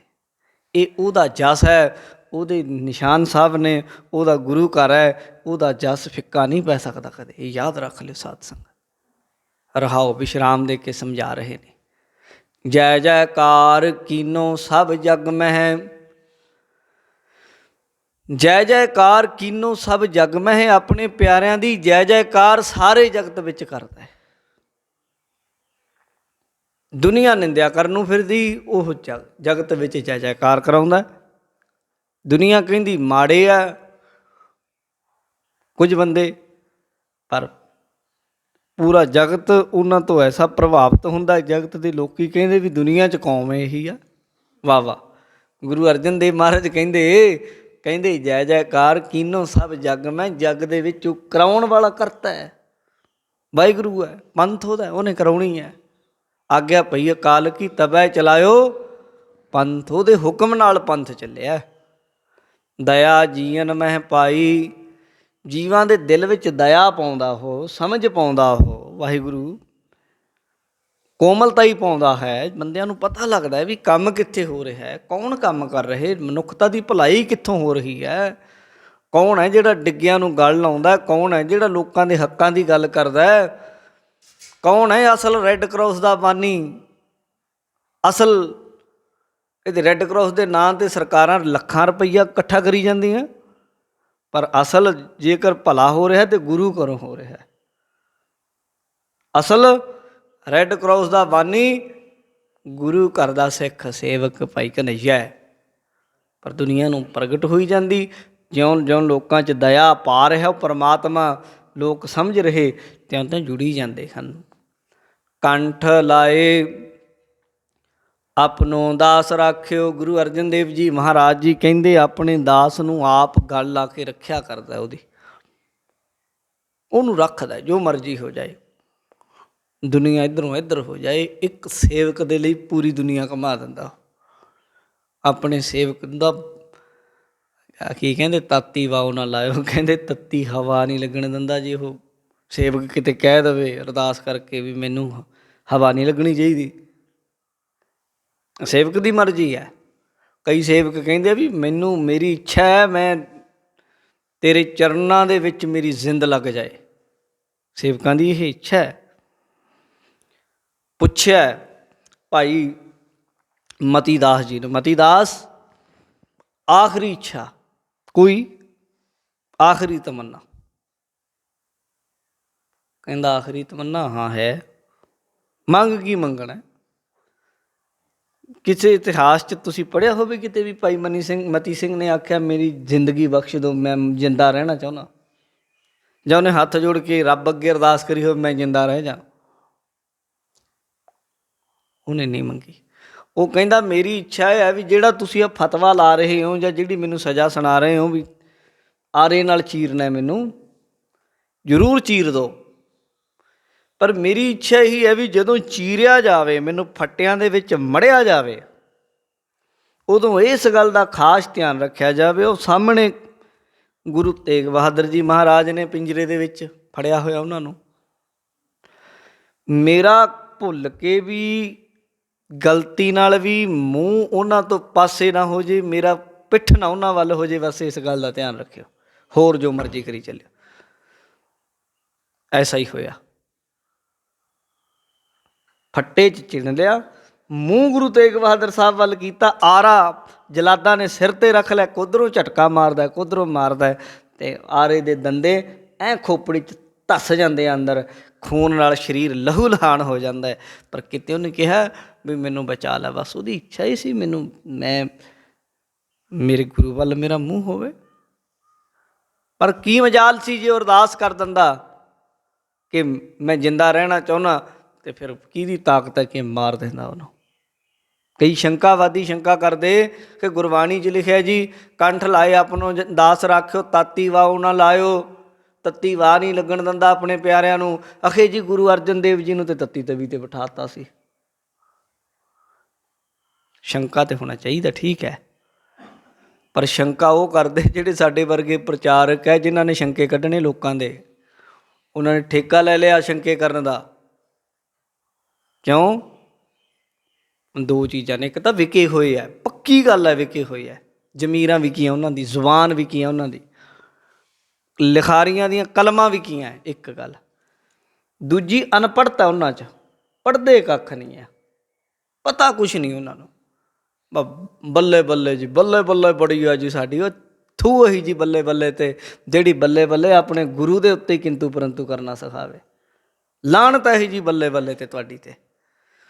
ਕਹਿੰਦੇ ਜੀ ਜੇ ਤੱਤੀ ਵਾਹ ਲੱਗਣੋਂ ਰੋਕ ਸਕਦੇ ਸੀ ਗੁਰੂ ਅਰਜਨ ਦੇਵ ਸਾਹਿਬ ਮਹਾਰਾਜ ਸੱਚੇ ਪਾਤਸ਼ਾਹ ਨੂੰ, ਤੇ ਤੱਤੀ ਤਵੀ 'ਤੇ ਕਿਉਂ ਬਿਠਾਇਆ? ਇਹ ਤਾਂ ਸਿੱਧੀ ਗੱਲ, ਰੋਕ ਸਕਦੇ ਸੀ ਤੱਤੀ ਵਾਹ ਲੱਗਣ ਤੋਂ। ਪਰ ਕਿੱਥੇ ਲਿਖਿਆ ਵੀ ਗੁਰੂ ਅਰਜਨ ਦੇਵ ਸਾਹਿਬ ਨੇ ਇਹ ਇੱਕ ਵਾਰ ਵੀ ਆਖਿਆ ਹੋਵੇ ਓਏ ਮੈਨੂੰ ਤੱਤੀ ਤਵੀ 'ਤੇ ਨਾ ਬਿਠਾਇਓ? ਕਿੱਥੇ ਲਿਖਿਆ? ਕਿਹੜੇ ਇਤਿਹਾਸਕਾਰ ਨੇ ਲਿਖਿਆ ਗੁਰੂ ਅਰਜਨ ਦੇਵ ਨੇ ਹੱਥ ਜੋੜ ਕੇ ਰੱਬ ਨੂੰ ਆਖਿਆ, ਵਾਹਿਗੁਰੂ ਨੂੰ, ਕਿ ਇਹ ਪ੍ਰਮਾਤਮਾ ਮੈਨੂੰ ਤੱਤੀ ਹਵਾ ਵੀ ਲੱਗਣ ਨਾ ਦਈ? ਉਹ ਤਾਂ ਇਤਿਹਾਸਕਾਰ ਤੇ ਲਿਖਦੇ ਆ, ਸਾਈਂ ਮੀਆਂ ਮੀਰ ਆ ਕੇ ਗੁਰੂ ਅਰਜਨ ਦੇਵ ਸਾਹਿਬ ਮਹਾਰਾਜ ਜੀ ਨੂੰ ਕਹਿੰਦਾ ਹੈ, ਕੀ ਕਹਿੰਦਾ? ਮਹਾਰਾਜ ਜੀ ਇਹ ਜੇ ਤੁਸੀਂ ਮੈਨੂੰ ਕਹੋ ਅਤੇ ਮੈਂ ਉੱਦਮ ਕਰਾਂ, ਮੈਂ ਯਤਨ ਕਰਾਂ, ਇਹ ਯਾਚਨਾਵਾਂ, ਇਹ ਜਿਹੜੀਆਂ ਆਪ ਜੀ ਦੇ ਉੱਤੇ ਇਹ ਜੋ ਕੁਝ ਹੋ ਰਿਹਾ ਮੈਨੂੰ ਹਟਾਉਣ ਦਾ ਯਤਨ ਕਰ ਸਕਦਾ। ਗੁਰੂ ਅਰਜਨ ਦੇਵ ਸਾਹਿਬ ਮਹਾਰਾਜ ਕਹਿੰਦੇ ਨਹੀਂ ਨਹੀਂ ਮੀਆਂ ਮੀਰ, ਇਹ ਤਵੀ ਸਾਨੂੰ ਤਪਾ ਨਹੀਂ ਸਕਦੀ, ਇਹ ਤੱਤੀ ਰੇਤ ਸਾਡਾ ਸਿਦਕ ਡੁਲਾ ਨਹੀਂ ਸਕਦੀ। ਇਹ ਜੋ ਕੁਝ ਹੋ ਰਿਹਾ ਵਾਹਿਗੁਰੂ ਦੇ ਭਾਣੇ ਵਿੱਚ ਹੈ, ਅਤੇ ਭਾਣਾ ਮਿੱਠਾ ਬੜਾ ਲੱਗਦਾ ਮੈਨੂੰ, ਉਹ ਤਾਂ ਮਿੱਠਾ ਮੰਨ ਰਿਹਾ। ਪਰ ਜੇਕਰ ਕਿਤੇ ਕਹਿੰਦੇ ਤਾਂ ਕਿਹੜੀ ਗੱਲ ਸੀ? ਕਬੀਰ ਜੀ ਗੰਗਾ ਦੇ ਵਿੱਚ ਜਦੋਂ ਸੁੱਟਣ ਲੱਗੇ, ਕਬੀਰ ਨੇ ਆਖਿਆ ਡੁੱਬਣਾ ਨਹੀਂ ਗੰਗਾ 'ਚ ਮੈਂ, ਅਤੇ ਡੁੱਬਣ ਨਹੀਂ ਦਿੱਤਾ, ਜੰਜੀਰਾਂ ਨਾਲ ਬੰਨ੍ਹ ਕੇ ਸੁੱਟਿਆ। ਕਬੀਰ ਜੀ ਕਹਿੰਦੇ ਗੰਗਾ ਕੀ ਲਹਿਰ ਮੇਰੀ ਟੁੱਟੀ ਜੰਜੀਰ, ਮ੍ਰਿਗਸ਼ਾਲਾ ਪਰ ਬੈਠੇ ਕਬੀਰ, ਨਹੀਂ ਡੁੱਬਣ ਦਿੱਤਾ ਗੰਗਾ ਦੇ ਵਿੱਚ। ਹਾਥੀ ਆ ਗਿਆ, ਹਾਥੀ ਦੇ ਅੱਗੇ ਕਬੀਰ ਜੀ ਨੂੰ ਬੰਨ੍ਹ ਕੇ ਸੁੱਟਿਆ ਗਿਆ, ਪਰ ਹਾਥੀ ਐ ਪੋਟਲੀ ਨੂੰ ਨਮਸਕਾਰਾਂ ਕਰਦਾ, ਮੱਥੇ ਟੇਕਦਾ। ਇਹ ਦੋਵੇਂ ਪੱਖ ਚੱਲਦੇ ਆ। ਜੇ ਸੇਵਕ ਬੇਨਤੀ ਕਰੇ, ਜੇ ਸੇਵਕ ਅਰਦਾਸ ਕਰੇ, ਅਤੇ ਵਾਹਿਗੁਰੂ ਰੱਖਿਆ ਵੀ ਕਰਦਾ। ਭਗਤ ਪ੍ਰਹਿਲਾਦ ਦੀ ਰਾਖੀ, ਦ੍ਰੋਪਦੀ ਦੀਆਂ ਉਦਾਹਰਨਾਂ ਮਿਲਦੀਆਂ ਗੁਰੂ ਗ੍ਰੰਥ ਸਾਹਿਬ ਦੀ ਬਾਣੀ 'ਚੋਂ। ਦ੍ਰੋਪਦੀ ਨੇ ਰੋ ਰੋ ਕੇ ਅਰਦਾਸਾਂ ਕੀਤੀਆਂ, ਅਤੇ ਉੱਥੇ ਕੱਪੜ ਕੋਟ ਉਸਾਰੇ ਹਨ। ਭਾਈ ਗੁਰਦਾਸ ਜੀ ਕਹਿੰਦੇ ਆ ਉਹ ਕੱਪੜਿਆਂ ਦੇ ਢੇਰ ਲਾ ਕੇ ਰੱਖ ਦਿੱਤੇ। ਜਿੱਥੇ ਕਿਤੇ ਇਹ ਅਰਦਾਸ ਹੋਈ ਉੱਥੇ ਰੱਖਿਆ ਵੀ ਹੋਈ, ਜਿੱਥੇ ਕਿਤੇ ਕੁਰਬਾਨੀ ਮੰਗੀ, ਜਿਹੜੇ ਮੰਗਦੇ ਹੀ ਵੀ ਕੁਰਬਾਨੀ ਦੇ ਦਿਓ। ਗੁਰੂ ਗੋਬਿੰਦ ਸਿੰਘ ਕਹਿੰਦੇ ਦੇਹ ਸ਼ਿਵਾ ਬਰ ਮੋਹੇ ਹੈ ਸ਼ੁਭ ਕਰਮਨ ਤੇ ਕਬਹੂ ਨਾ ਟਰੂੰ, ਨਾ ਡਰੂੰ ਅਰਸਿਓ ਜਬ ਜਾਏ ਲਰੋ, ਨਿਸ਼ਚੈ ਕਰ ਆਪਣੀ ਜੀਤ ਕਰੋ। ਅਰ ਸਿੱਖ ਹੋ ਆਪਣੇ ਹੀ ਮਨ ਕੋ ਇਹ ਲਾਲਚ ਹੋ ਗੁਣ ਤਾਉ ਚਰੋ, ਜਬ ਆਵ ਕੀ ਔਧ ਨਿਦਾਨ ਬਣੈ ਅਤ ਹੀ ਰਣ ਮੈਂ ਤਬ ਜੂਝ ਮਰੋ। ਤੇ ਮੰਗੀ ਜਾਂਦੇ ਮੇਰੇ ਉੱਤੇ ਕਿਰਪਾ ਕਰੀ ਮੈਂ ਜੰਗ 'ਚ ਜੂਝ ਕੇ ਮਰਾਂ, ਸ਼ਹੀਦੀ ਮੇਰੀ ਸ਼ਸਤਰ ਨਾਲ ਹੋਵੇ। ਤੇ ਉੱਥੇ ਤੁਸੀਂ ਤਰਕਾਂ ਦੇਈ ਜਾਓ ਜੀ, ਉਹਨੂੰ ਸ਼ਸਤਰ ਕਿਉਂ ਕਿਰਪਾਨ ਵੱਜ ਗਈ ਜੀ, ਤਲਵਾਰ ਕਿਉਂ ਵੱਜ ਗਈ ਜੀ, ਤੀਰ ਕਿਉਂ ਵੱਜ ਗਿਆ ਜੀ। ਉੱਥੇ ਮੰਗ ਰਹੇ ਵੀ ਮੈਂ, ਉਹ ਤੇ ਅਰਦਾਸ ਪੂਰੀ ਹੋ ਰਹੀ ਉਹਨਾਂ ਦੀ। ਤੁਹਾਡਾ ਦੇਖਣ ਦਾ ਨਜ਼ਰੀਆ ਗਲਤ ਹੈ। ਉਹ ਤੇ ਅਰਦਾਸਾਂ ਕਰ ਕਰਕੇ ਮੰਗ ਰਹੇ ਕਿ ਮੇਰੀ ਹਿੱਕ 'ਚ ਵੱਜੇ ਤੀਰ, ਮੇਰੇ ਸੀਨੇ 'ਚ ਵੱਜੇ ਤੀਰ, ਮੇਰੇ ਸਰੀਰ 'ਤੇ ਫੱਟ ਵੱਜਣ। ਜੇ ਉੱਥੇ ਖੜ੍ਹ ਕੇ ਉਹ ਕਹਿ ਦਿੰਦੇ ਮੈਨੂੰ ਤੱਤੀ ਹਵਾ ਨਾ ਲੱਗੇ, ਤੇ ਤੱਤੀ ਹਵਾ ਵੀ ਨਹੀਂ ਸੀ ਲੱਗਣੀ, ਅਰਦਾਸ ਪੂਰੀ ਹੋਣੀ ਸੀ। ਇਉਂ ਇਹ ਗੱਲ ਨੂੰ ਥੋੜ੍ਹਾ ਜਿਹਾ ਨਿਖੇਰ ਕੇ ਸਮਝ ਲੈਣਾ ਚਾਹੀਦਾ। ਇਹਨਾਂ ਸ਼ੰਕਾਵਾਦੀਆਂ, ਧੋਖੇਬਾਜ਼, ਬੇਈਮਾਨ, ਪਖੰਡੀਆਂ ਦੇ ਪਿੱਛੇ ਨਹੀਂ ਲੱਗਣਾ ਚਾਹੀਦਾ, ਜਿਹੜੇ ਬੇਵਜ੍ਹਾ ਸੰਗਤ ਨੂੰ ਭਰਮਾਉਂਦੇ ਆ ਔਰ ਅਸੀਂ ਅਜੇ ਸ਼ੰਕੇ ਪੈਦਾ ਕਰਦੇ ਆ। ਇਹ ਗੱਲ ਕਹਿਣੀ ਪਏਗੀ ਸਾਧ ਸੰਗਤ ਜੀ। ਚੁੱਪ ਕੀਤਿਆਂ, ਮਿੱਠੀਆਂ ਮਿੱਠੀਆਂ ਜਿਹੀਆਂ ਗੱਲਾਂ ਕੀਤਿਆਂ ਬੜਾ ਸਮਾਂ ਲੰਘ ਗਿਆ। ਜਿਉਂ-ਜਿਉਂ ਇਹਨਾਂ ਦਾ ਅਦਬ ਕਰਦਿਆਂ ਇਹ ਸਿਰ 'ਤੇ ਚੜ੍ਹਦੇ ਜਾਂਦੇ ਆ, ਇਹ ਭੈੜੇ ਨਾਸਤਕ, ਇੰਨੇ ਟੋਲਿਆਂ ਦੇ ਟੋਲੇ ਇਹਨਾਂ ਦੇ। ਇਹਨਾਂ ਨੂੰ ਲੱਗਦਾ ਹੈ ਸਾਡੀ ਗੱਲ ਦਾ ਜਵਾਬ ਕਿਸੇ ਕੋਲ ਨਹੀਂ, ਪਰ ਨਹੀਂ, ਇਹਨਾਂ ਕੋਲ ਪ੍ਰਸ਼ਨ ਮੁੱਕ ਜਾਣਗੇ, 3 ਗੁਣਾ ਉੱਤਰ ਦਿੱਤੇ ਜਾ ਸਕਦੇ ਆ ਇਹਨਾਂ ਦੇ ਕੰਨ ਥੱਕ ਜਾਣਗੇ, ਲੁਕਣਗੇ ਆਪਣੇ ਘਰਾਂ 'ਚ, ਦਰਵਾਜ਼ੇ 'ਚ ਬੂਹੇ ਮਾਰ ਮਾਰ ਵੀ ਕੋਈ ਉੱਤਰ ਦੇਣ ਵਾਲਾ ਨਾ ਆ ਜਾਵੇ। ਇਹਨਾਂ ਦੇ ਸ਼ੰਕਿਆਂ ਦੇ ਇੰਨੇ ਉੱਤਰ ਪਏ ਆ ਸਾਧ ਸੰਗਤ। ਇਹ ਚਾਹੁੰਦੇ ਜਿਹੜੀਆਂ ਗੱਲਾਂ ਕਰਦੇ ਉਹ ਗਲਤ ਗੱਲਾਂ ਕਰਦੇ ਆ। ਸਮਝੋ ਗੁਰੂ ਜੀ ਕੀ ਕਹਿੰਦੇ ਨੇ, ਕੰਠ ਲਾਏ ਆਪਣੋ ਦਾਸ ਰਾਖਿਓ। ਆਪਣੇ ਦਾਸ ਨੂੰ ਕੰਠ ਗਲ ਨਾਲ ਲਾ ਕੇ ਰੱਖਿਆ ਕਰਦਾ ਉਹਦੀ, ਜਿਵੇਂ ਮਾਂ ਆਪਣੇ ਬੱਚੇ ਦੀ ਰੱਖਦੀ ਹੈ। ਅਤੇ ਨਾਲ ਕਹਿੰਦੇ ਤਾਤੀ ਵਾਓ ਨਾ ਲਾਇਓ, ਤੱਤੀ ਹਵਾ ਵੀ ਨਹੀਂ ਲੱਗਣ ਦਿੰਦਾ ਉਹ। ਸੇਵਕ ਅਰਦਾਸ ਬੇਨਤੀ ਕਰੇ, ਤੱਤੀ ਹਵਾ, ਵਿਕਾਰਾਂ ਦੀ ਤੱਤੀ ਹਵਾ ਨਹੀਂ ਲੱਗਣ ਦਿੰਦਾ। ਉਹਨਾਂ ਦੇ ਮਨ ਦੇ ਵਿੱਚ ਸਭ ਤੋਂ ਵੱਡੀ ਤੱਤੀ ਹਵਾ ਮਨਮੁਖਤਾਈ ਦੀ ਹੈ, ਨਾਸਤਿਕਤਾ ਦੀ ਹੈ, ਗੁਰੂ ਤੋਂ ਅਸ਼ਰਧਾ ਦੀ ਹੈ ਤੱਤੀ ਹਵਾ। ਜਿਹੜੀ ਤੁਹਾਡੇ ਤੁਸੀਂ ਕਹਿੰਦੇ ਜੀ ਤੱਤੀ ਹਵਾ ਲੱਗਣ ਨਹੀਂ ਦਿੰਦਾ, ਲੱਗਣ ਨਹੀਂ ਦਿੰਦਾ, ਤੁਹਾਨੂੰ ਲੱਗੀ ਪਈ ਹੈ ਤੱਤੀ ਹਵਾ। ਕਿਉਂ? ਤੁਹਾਡੇ ਅੰਦਰ ਸ਼ੰਕਾ ਜੋ ਗੁਰੂ 'ਤੇ ਆ ਗਿਆ। ਇਹ ਵੀ ਇੱਕ ਤਰ੍ਹਾਂ ਦੀ, ਪਰ ਸੇਵਕਾਂ ਨੂੰ ਨਹੀਂ ਇਹ ਤੱਤੀ ਹਵਾ ਲੱਗਣ ਦਿੰਦਾ। ਉਹਨਾਂ 'ਚ ਨਹੀਂ ਆਉਂਦੀ ਸ਼ੰਕਾ ਗੁਰੂ ਦੇ ਪ੍ਰਤੀ। ਉਹ ਤਾਂ ਕਹਿੰਦੇ ਮੇਰਾ ਗੁਰੂ ਮੇਰਾ ਪਾਤਸ਼ਾਹ ਸਰਬ ਕਲਾ ਸਮਰੱਥ ਹੈ। ਅੰਗੀਕਾਰ ਕੀਓ ਮੇਰੇ ਸੁਆਮੀ, ਭ੍ਰਮ ਭਾਉ ਮੇਟ ਸੁਖਾਇਓ। ਕਹਿੰਦੇ ਪੱਖ ਕਰਦਾ ਹੈ। ਅੰਗੀਕਾਰ ਦਾ ਅਰਥ ਹੁੰਦਾ ਅੰਗੀਕਾਰ ਕਰਨਾ, ਪੱਖ ਕਰਨਾ। ਮੇਰੇ ਸੁਆਮੀ ਨੇ ਪੱਖ ਕੀਤਾ, ਭ੍ਰਮ ਮੇਟ ਦਿੰਦਾ, ਭਾਉ ਡਰ ਮੇਟ ਦਿੰਦਾ, ਸੁਖਾਇਓ ਸੁਖ ਦਿੰਦਾ ਹੈ। ਮਹਾਂ ਆਨੰਦ ਕਰੋ ਦਾਸ ਹਰਿ ਕੇ, ਨਾਨਕ ਵਿਸ਼ਵਾਸ ਮਨ ਆਇਓ। ਗੁਰੂ ਜੀ ਕਹਿੰਦੇ ਮਹਾਂ ਆਨੰਦ ਕਰੋ ਦਾਸ ਹਰਿ ਕੇ। ਹਰੀ ਦੇ ਦਾਸੋ, ਹਰੀ ਦੇ ਪਿਆਰਿਓ, ਮਹਾਂ ਆਨੰਦ ਕਰੋ, ਆਨੰਦ ਵਿੱਚ ਰਿਹਾ ਕਰੋ, ਖੁਸ਼ੀ ਵਿੱਚ, ਖੇੜੇ ਵਿੱਚ ਰਿਹਾ ਕਰੋ। ਨਾਨਕ ਵਿਸ਼ਵਾਸ ਮਨ ਆਇਓ। ਗੁਰੂ ਅਰਜਨ ਦੇਵ ਜੀ ਕਹਿੰਦੇ ਮੈਨੂੰ ਤਾਂ ਵਿਸ਼ਵਾਸ ਹੈ। ਆ ਲਓ ਚੱਕੋ। ਕਈ ਕਹਿੰਦੇ ਜੀ ਕਿੱਥੇ ਲਿਖਿਆ ਜੀ ਵਿਸ਼ਵਾਸ ਕਰੋ। ਮੈਂ ਕਹਿੰਦਾ ਜੀ ਕਿੱਥੇ ਲਿਖਿਆ ਤਰਕ ਕਰੋ। ਆਹ ਲਿਖਿਆ ਵਿਸ਼ਵਾਸ ਕਰੋ। ਦੇਖੋ ਤੁਸੀਂ ਗੁਰੂ ਗ੍ਰੰਥ ਸਾਹਿਬ ਜੀ ਦੇ 1270 ਅੰਗ 'ਤੇ ਗੁਰੂ ਅਰਜਨ ਦੇਵ ਜੀ ਕਹਿੰਦੇ ਮਹਾਂ ਆਨੰਦ ਕਰੋ ਦਾਸ ਹਰਿ ਕੇ, ਨਾਨਕ ਵਿਸ਼ਵਾਸ ਮਨ ਆਇਓ। ਮਹਾਰਾਜ ਕਹਿੰਦੇ ਮੈਨੂੰ ਵਿਸ਼ਵਾਸ ਹੈ, ਮੈਨੂੰ ਯਕੀਨ ਹੈ, ਮੈਨੂੰ ਭਰੋਸਾ ਹੈ, ਮੈਨੂੰ ਸ਼ਰਧਾ ਹੈ, ਮੈਨੂੰ ਯਕੀਨ ਆ ਗਿਆ ਵੀ ਆਪਣੇ ਪਿਆਰਿਆਂ ਨੂੰ ਆਨੰਦ ਦਿੰਦਾ ਹੈ, ਖੁਸ਼ੀ ਦਿੰਦਾ ਹੈ। ਜਿਹੜਾ ਉੱਤੇ ਵਿਸ਼ਵਾਸ ਕਰਦਾ ਹੈ ਉਹਦੇ ਲੋਕ ਸੁਖੀਏ, ਪਰਲੋਕ ਸੁਹੇਲੇ ਹੁੰਦੇ ਹਨ। ਇਹ ਗੁਰੂ ਜੀ ਨੇ ਸ਼ਬਦ ਅੰਦਰ ਬਖਸ਼ਿਸ਼ ਕੀਤੀ। ਸ਼ਬਦ ਦੀ ਸੰਪੂਰਨਤਾ, ਸਮੇਂ ਦੀ ਸਮਾਪਤੀ, ਹੋਈਆਂ ਭੁੱਲਾਂ ਦੀ ਖਿਮਾ।